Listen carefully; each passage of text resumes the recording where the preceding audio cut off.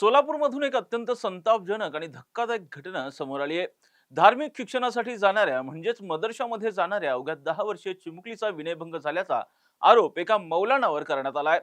पीडित मुलीच्या पालकांनी दिलेल्या तक्रारीनंतर एमआयडीसी पोलिसांनी तात्काळ ह्या मौलानाच्या विरोधात गुन्हा दाखल करून त्याला अटक केली आहे।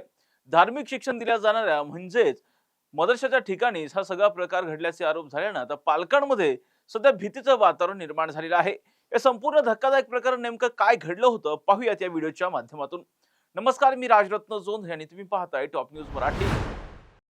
सोलापूर शहरातील जिंदगी परिसरातील एका मदरशामध्ये धार्मिक शिक्षण घेण्यासाठी जाणाऱ्या 10 वर्षीय मुलीच्या पालकांनी एमआयडीसी पोलीस ठाण्यात धाव घेत गंभीर तक्रार दाखल केलेली होती, गंभीर तक्रार नोंदवलेली होती।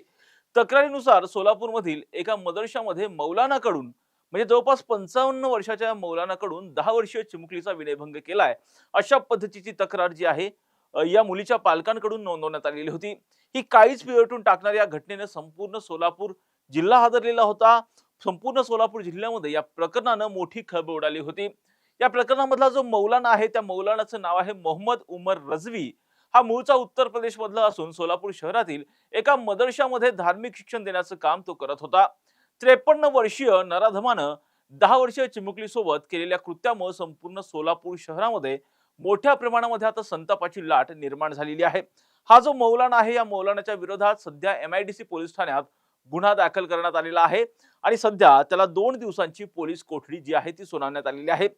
सोलापूर शहराचे जे पोलीस आयुक्त आहेत एम राजकुमार यांनी जी माहिती दिली आहे त्या माहितीनुसार जर पाहिले तर सोमवारी रात्री सोलापूर शहरात सोलापूर शहराच्या अंतर्गत येणारं जे पोलीस स्टेशन आहे एमआयडीसी पोलीस स्टेशन त्यामध्ये एक फिर्याद दाखल झालेली होती, ज्यामध्ये असं सांगण्यात आलेलं होतं की या फिर्याद ज्यांनी दाखल केली होती त्यांच्या मुलीला त्यांच्या घराजवळील एका जिंदगी भागामध्ये मदरशामध्ये तिला पाठवण्यात आलेलं होतं। रोज ती त्या ठिकाणी शिक्षण घेण्यासाठी जात होती, तेव्हा शिक्षण देणारे ते मौलाना आहेत त्यांनी त्यांच्या मुलीला चुकीचा स्पर्श केला होता आणि त्यानुसार त्यांची मुलगी दररोज पाहिलं तर हा जे मदरसा होता त्या मदरशामध्ये दररोज ती मुलगी सायंकाळी 7 ते 8 वाजण्याच्या सुमारास जी आहे मदरशामध्ये धार्मिक शिक्षणासाठी जात होती।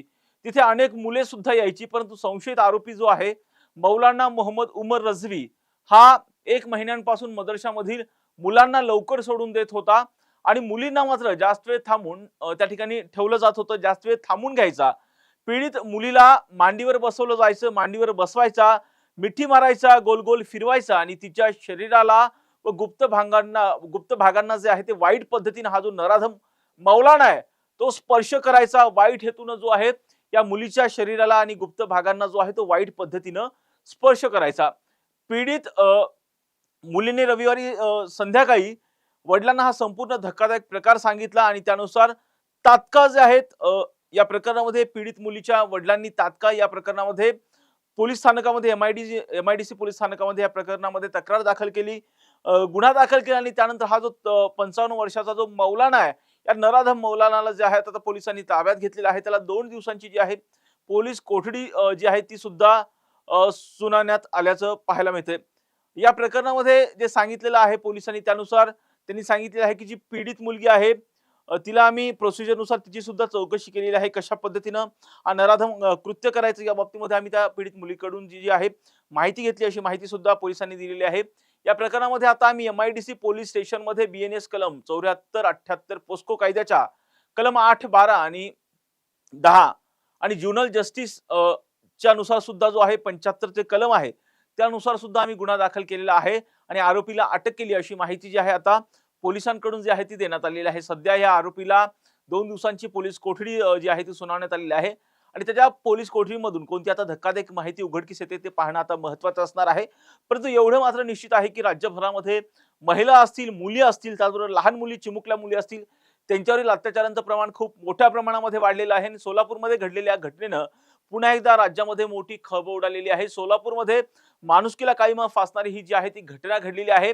सोलापूरमधील एका मदरशामध्ये धार्मिक शिक्षण घ्यायला जाणाऱ्या केवळ 10 वर्षाच्या अल्पवयीन मुलीवरती, चिमुकलीवरती अशा पद्धतीचं कृत्य केल्याचा हा धक्कादायक प्रकार जो आहे तो उघडकीस आलेला आहे आणि या प्रकरणामध्ये सध्या मौलानाला पोलिसांनी जे आहे ते ताब्यात घेतलेलं आहे। तर त्या मौलानाच्या चौकशीमधून आता कोणती धक्कादायक बाब उघडकीस येते पाहणं आता महत्त्वाचं असणार आहे। या प्रत्येक घटनांचे अपडेट आम्ही टॉप न्यूज मराठीच्या माध्यमातून आपल्यापर्यंत पोहोचवणारच आहोत. यासाठीच तुम्ही पाहत राहा टॉप न्यूज मराठी, आपला महाराष्ट्र, आपली बातमी.